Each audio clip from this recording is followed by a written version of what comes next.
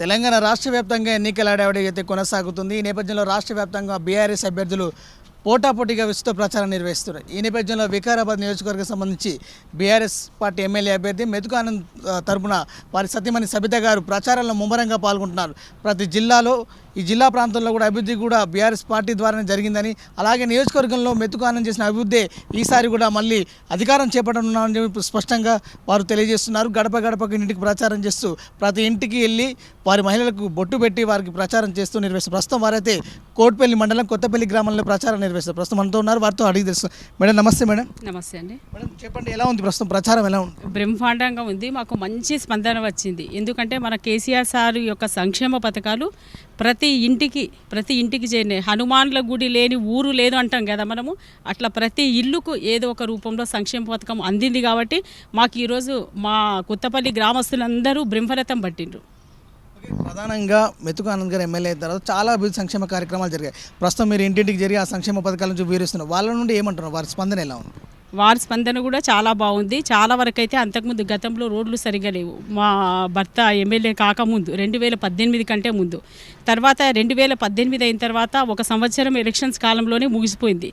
ఏడాదిన్నర కాలం నుంచే మేము అభివృద్ధి సంక్షేమ పథకాలు కొనసాగిస్తున్నాము.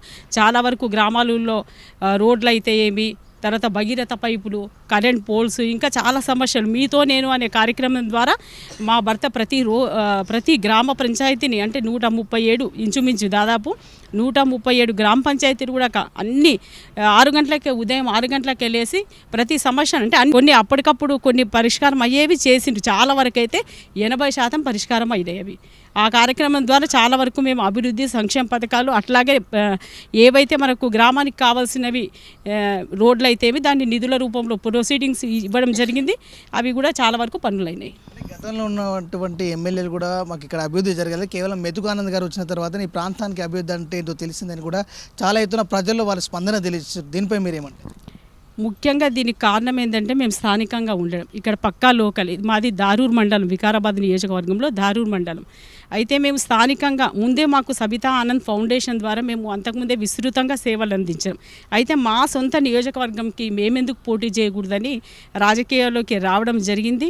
అట్లానే మేము ప్రతి పనిని కూడా ఇష్టంగా కొనసాగించాం, ఏది కష్టంగా కూడా అనుకోలేదు. మరి మా సబితా ఆనంద్ ఫౌండేషన్ ద్వారా కూడా ఎన్నో కార్యక్రమాలు కూడా చేపట్టినాము. చాలామందికి 50 నుంచి 60 లక్షలు ఖర్చు పెట్టి మన పోటీ పరీక్షలకు కూడా మేము ఉచిత కోచింగ్ సెంటర్ ఇవ్వడం జరిగింది. అట్లానే వాళ్ళకు భోజన వసతితో పాటు మెటీరియల్ కూడా ఇవ్వడం జరిగింది. దాంతోపాటు 10th క్లాస్ ఇంటర్మీడియట్ వచ్చిన స్టూడెంట్స్కి అందరికీ ప్రోత్సాహము. చదువు అనేది ఒక ఆయుధం కాబట్టి మనం బ్రతకడానికి, ఆ చదువునే చదువుకోవడానికి, మంచిగా చదువుకోవడానికి వాళ్ళకి ఎంతో ప్రోత్సాహాలు ఇచ్చినాం. అట్లానే మా సబితా ఆనంద్ ఫౌండేషన్ ద్వారా కూడా ఎన్నో క్యాంపులు, హెల్త్ క్యాంపులు అందరికీ ప్రజలందరికీ అవగాహన కల్పించడం వైద్యం పట్ల. మారుమూల గ్రామాల్లో ఎవరైతే హాస్పిటల్కి రాని వాళ్ళు ఉంటారో వాళ్ళకందరికీ కూడా మేము సేవలు అందించడము, ఉచితంగా మందులు అందించి ఆరోగ్యం గురించి కూడా అవగాహన కల్పించడం. అట్లానే మా భర్త రాజకీయాల్లోకి వచ్చినప్పటి నుంచి కూడా 24 గంటలకు ప్రతి ఒక్కరికి అందుబాటులో ఉండి సేవలు అందించిండ్రు అనేది మేము అంటే ప్రతి ఒక్కటి ఇష్టంగానే చేసుకున్నాం. అన్నిటికీ మేము నిజాయితీగానే పోరాడుతున్నాం. డాక్టర్గా అటు వైద్య సేవలు ప్రజలకు అందించారు, అటు డాక్టర్గా సేవలు అందించిన తర్వాత ఇప్పుడు రాజకీయాలు వచ్చిన తర్వాత అందరికి సేవలు అందిస్తున్నారు. ఎలా ఉంది ఇప్పుడు డాక్టర్గా, ఇప్పుడు రాజకీయ నాయకుడిగా ఇంతమందికి సేవలు అందించడం పట్ల మీరు కానీ సార్ కానీ ఎలాంటి ఆనందాన్ని వ్యక్తం చేస్తారు? మాకెందుకో మనసంతా చాలా సంతృప్తిగా ఉంది. అసలు మనము హాస్పిటల్ అంటే ఒకటే చోట ఉండి సేవలు అందించడం జరుగుతుంది. అది కూడా సేవ, మంచిది, ప్రధాన సేవనే. కాకపోతే ఇంకా విస్తృతంగా ఈ రాజకీయం ద్వారా సేవలు అందించిన తృప్తి అయితే మాకు గుండెల నిండా ఉంది. ఈరోజు అంటే మేము సంపాదించుకోవాలనుకుంటే కొన్ని కోట్లు కూడా సంపాదించుకోగలము. కార్పొరేట్ హాస్పిటల్గా మాది మెయింటైన్ చేసి కూడా ఈరోజు మేము ఎంతో సంపాదించుకోగలం. కానీ అట్లా సంపాదించుకోవడానికి రాలేదు. అంటే మన స్థానికంగా ఉండే ప్రజలకు అసలు ఎట్లా ఉండే వాళ్ళవి. ఇప్పుడు నేను గ్రామాన తిరుగుతున్నా, అసలు వాళ్ళవి ఇప్పుడు మనం డ్రైనేజ్ ప్రాబ్లమ్స్ అయితే మీ ఇంటి ముందుకు నీళ్లు పోవడము, కొంతమందికి ఇల్లు గురుస్తుంది వర్షం వచ్చినప్పుడు, బండల ఇల్లు అందరివి.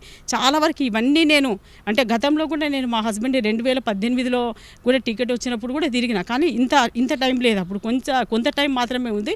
ఇప్పుడు మాత్రం సారు టికెట్ ఇవ్వడం కూడా 2 నెలల ముందుగానే ఇచ్చిండు. కాబట్టి మేము ప్రతి గ్రామం అంటే ఇది ఒక మంచి అదృష్టంగా భావిస్తున్నాం. ప్రతి ఒక్కరిది కూడా కష్టం తెలుస్తుంది.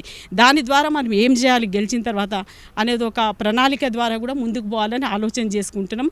కానీ ఈ రాజకీయం ద్వారా మాకు అయితే చాలా సంతృప్తి ఉంది. ఇంకా ముందు ముందు కూడా దీన్ని దిగ్విజయంగా మంచి ప్రణాళికాబద్ధంగా చేయాలని కూడా అనుకుంటున్నాం. గడప గడపకు ప్రచారంలో పాల్గొంటున్నాం. మేము గతంలో ఇదే ప్రాంతంలో ఈ నియోజకవర్గంలో వీతి న్యూస్ ఛానల్ ద్వారా కూడా సర్వే చేశాం.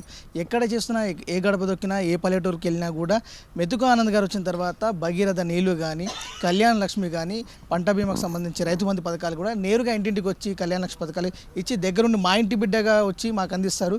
వారిని ఈసారి గెలిపించుకుంటామని బలంగా దృఢ నిశ్చయంతో చెప్తున్నారు. దాని గురించి మరి అంతకుముందు మన తెలంగాణలో 119 మంది ఎమ్మెల్యేలలో ఒక్క ఎమ్మెల్యే కూడా, అంటే నాకు తెలిసినంత వరకు పేపర్లు చదివే వార్తల వల్ల మనం రోజు చూస్తుంటాం కదా ఈ ఎవరెవరు ఏం చేస్తున్నారు కార్యక్రమాలు అనేది.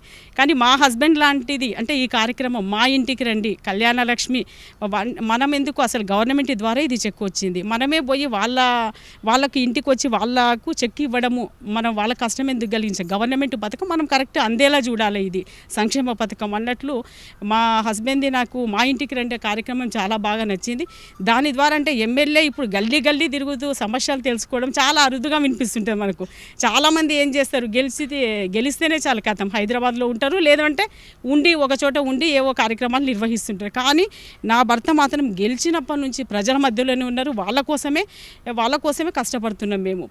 అంటే కళ్యాణ లక్ష్మి అయితే ఏమి, సీఎంఆర్ఎఫ్ రిలీఫ్ ఫండ్లు ఈ వికారాబాద్ నియోజకవర్గంలో అత్యధికంగా ఇచ్చింది మన వికారాబాద్ నియోజకవర్గం మా హస్బెండే ఇచ్చిండ్రు చాలా వరకు అయితే నాకు తెలిసినంత వరకు. అట్లానే ఇంకా ప్రతి ఒక్కటి కూడా ఏదైనా పెన్షన్స్ రాకపోవడం కానీ, తర్వాత ఇవి రేషన్ కార్డ్స్ ఇవన్నీ కూడా ఏ చిన్న సమస్య అయినా కూడా డైరెక్ట్ ఆయన ద్వారా వాళ్ళు మధ్యవర్తిత్వం లేకుండా కలుస్తున్నారు. ప్రధానంగా ఇప్పటి వరకు ఉన్నంత వరకు అయితే చాలా అభివృద్ధి కార్యక్రమాలు చేపట్టారు. మరోసారి ఎమ్మెల్యే గెలిచిన తర్వాత ఇక్కడ ఉన్న ప్రజలకు ఎలాంటి హామీ ఇవ్వబోతున్నారు, వారికి సంబంధించి అభివృద్ధి పనులు ఏ విధంగా ముందుకు తీసుకునే ప్రయత్నం చేస్తారు?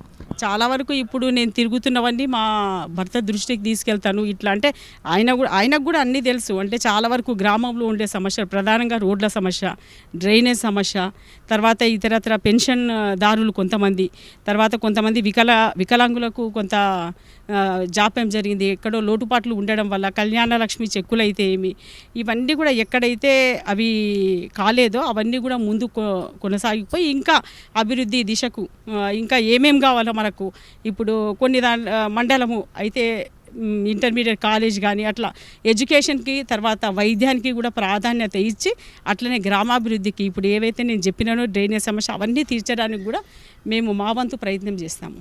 మెజార్టీతో గెలిచే అవకాశం ఉంటుంది అది మేము అనుకుంటున్నాము. 20,000 మెజార్టీతో గెలువచ్చని మాకు ఆశ ఉంది.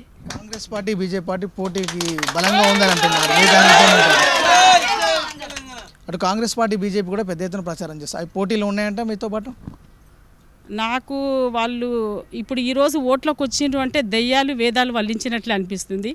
వాళ్ళు గతంలో 55 సంవత్సరాలు వాళ్ళు అధికారంలో ఉన్నారు, 11 సార్లు వాళ్ళు అధికారం చేపట్టిండ్రు.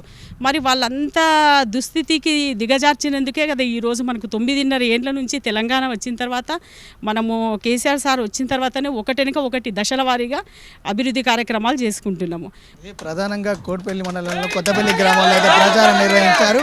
ఈ నేపథ్యంలో కూడా కొత్తపల్లి గ్రామంలో ఇంటింటికి ప్రచారం చేస్తూ కూడా బీఆర్ఎస్ ప్రభుత్వానికి ఓటు వేసి అటు కేసీఆర్ హ్యాట్రిక్గా సీఎంగా, అలాగే కొత్తపల్లి మండలం నిర్వహించే ప్రతి ఇంటికి గడప గడపకు తిరుగుతూ బీఆర్ఎస్ పథకాలను కూడా వివరిస్తూ అటు బీఆర్ఎస్ చేసిన అభివృద్ధి సంక్షేమ పథకాల గురించి ప్రతి ఒక్కరికి స్పష్టంగా తెలియజేస్తున్నారు. ఈ నేపథ్యంలో కూడా ఈసారి కూడా బీఆర్ఎస్ ఎమ్మెల్యే మెతుకు ఆనంద్ గారు అయితే భారీ మెజార్టీతో గెలుస్తారని కూడా వారు ఆశాభావం వ్యక్తం చేస్తున్నారు. కెమెరామెన్ మహేష్తో మహేష్, వికారాబాద్.